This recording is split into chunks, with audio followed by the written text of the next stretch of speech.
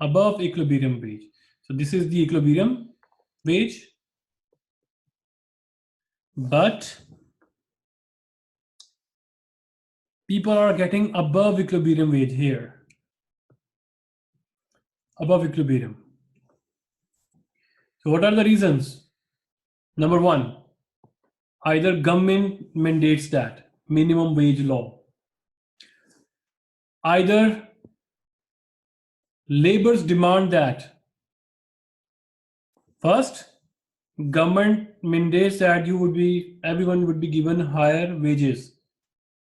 So no one would be given below this minimum wage law. Like in Shanghai, an unskilled worker, a janitor, will be given at least 4,000, not 4,000, I think it's 2,000 yuan a month. In other cities, it's going to be 1,500, or in some cities, it is 1,000. But in Shanghai, they passed a law that everyone should be given at least, unskilled worker will be given 2,000. So maybe its equilibrium wage is just 1,500, but government say that we will be paying you 2,000. Right? First, if you are getting higher salary, government mandates that. Number two, if worker they self demand that through unions, if worker demands that whether we should be given higher salary or not, then they would be getting higher salary. Number three, efficiency wage, which means if employers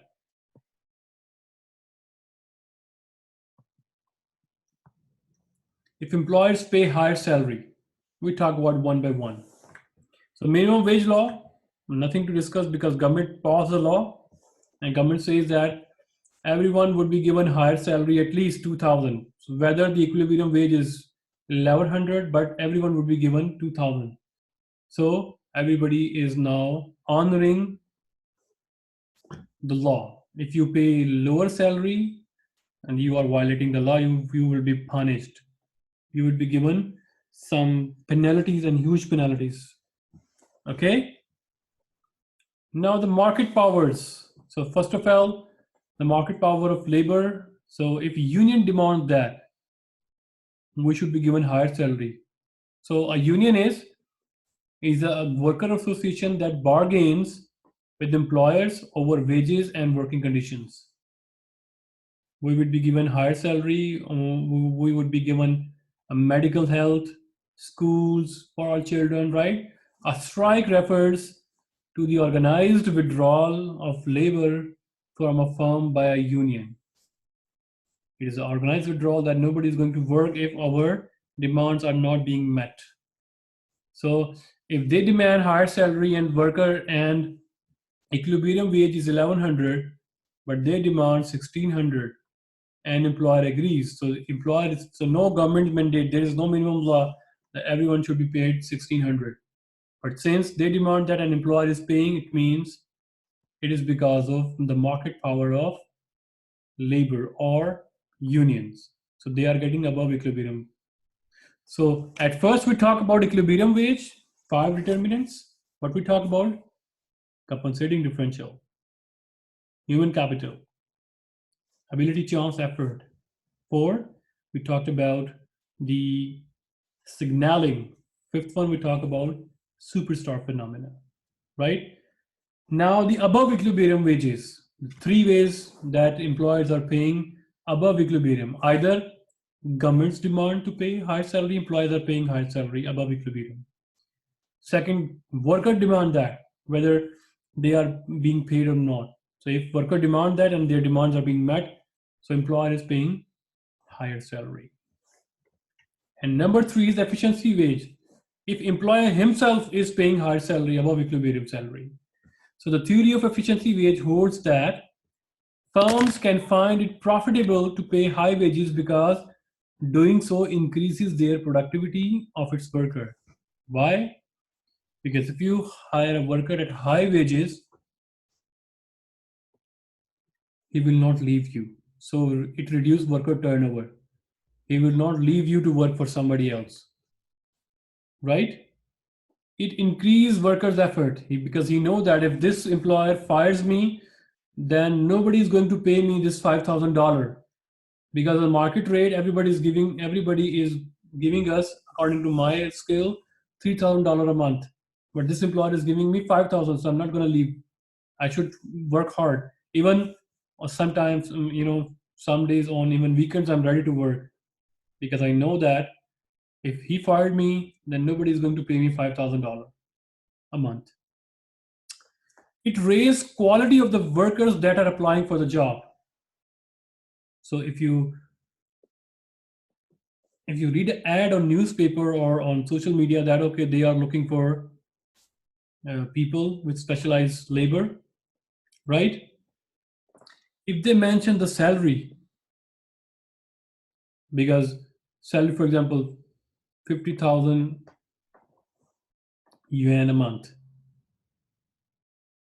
then half of those people who want to apply, they will see that okay, I'm not caliber of applying there, so I will not apply.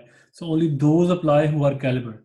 So rather getting thousands of applications of job application on their emails and screening each and every one, they announce that they need caliber person, and if you are caliber, please do apply. If you are not, please don't apply.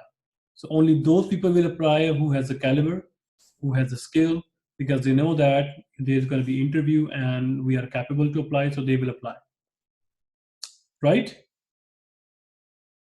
If they announce that we need this person, so everybody will apply. So if they write it down, okay, higher salaries, so only that person who has the higher capability, who knows the job, then he will apply. So instead of getting thousands of emails, now he's getting only, the HR is getting only 100 CVs.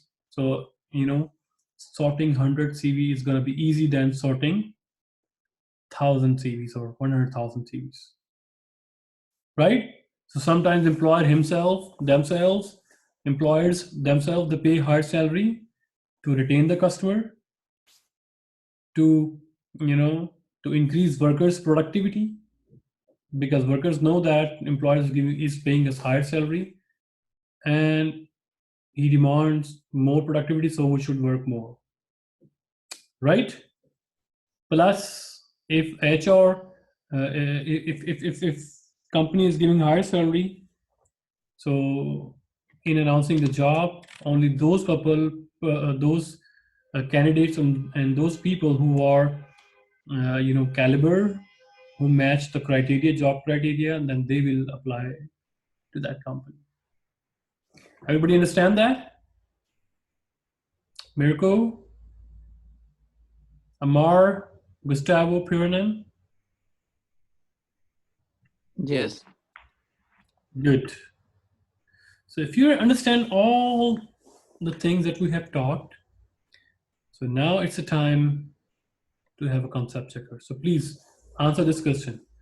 When the supply of labor is plentiful, one would predict that market wages would be plentiful means more, right?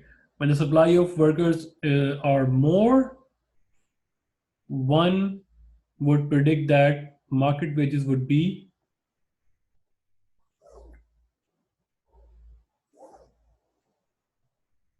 what is the answer?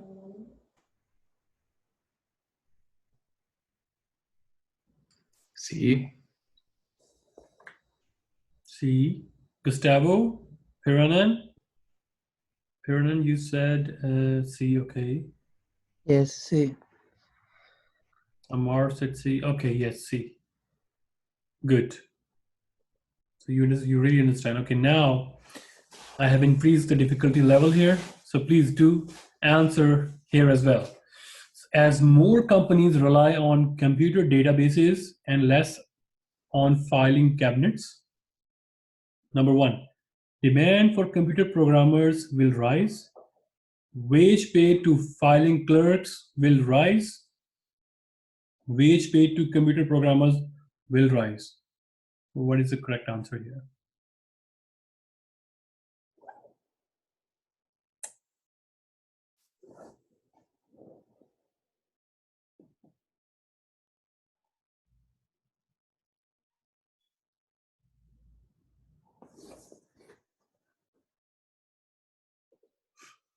Perrin says B.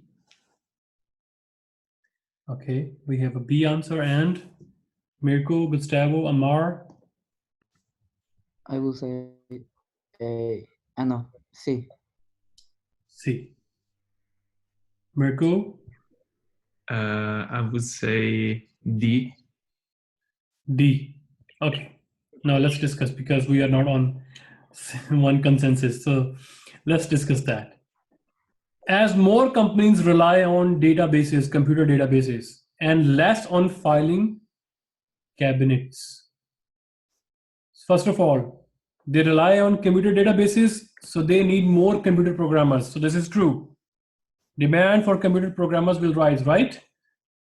So one is correct. Second, wages paid to filing clerks will rise. So they demand less filing cabinets. So why they are paying higher salary? They do not demand filing clerks because they rely less on filing cabinets. Right? So 2 cannot be the answer. Third one, wage paid to computer programmers will rise because they demand more computer programmers. So they need to pay more salaries to the computer programmers.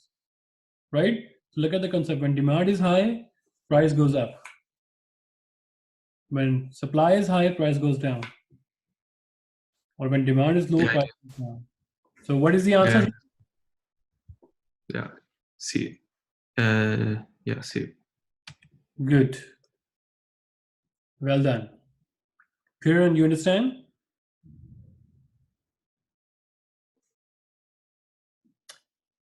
Okay, now answer this question. Which of the following theories would suggest that attaining schools does not improve productivity, but the high ability people are more likely to stay in schools?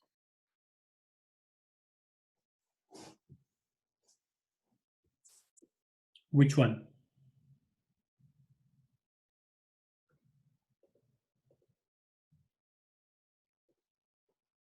Kiran says C. Mirko, Gustavo? B. B. Mirko? C. Well done. C. Gustavo, why not B? Because human capital says that any kind of education is going to be giving you higher salary. So this theory will say that only those people will be getting education, right, who want to improve their ability. Other people, they don't want to get the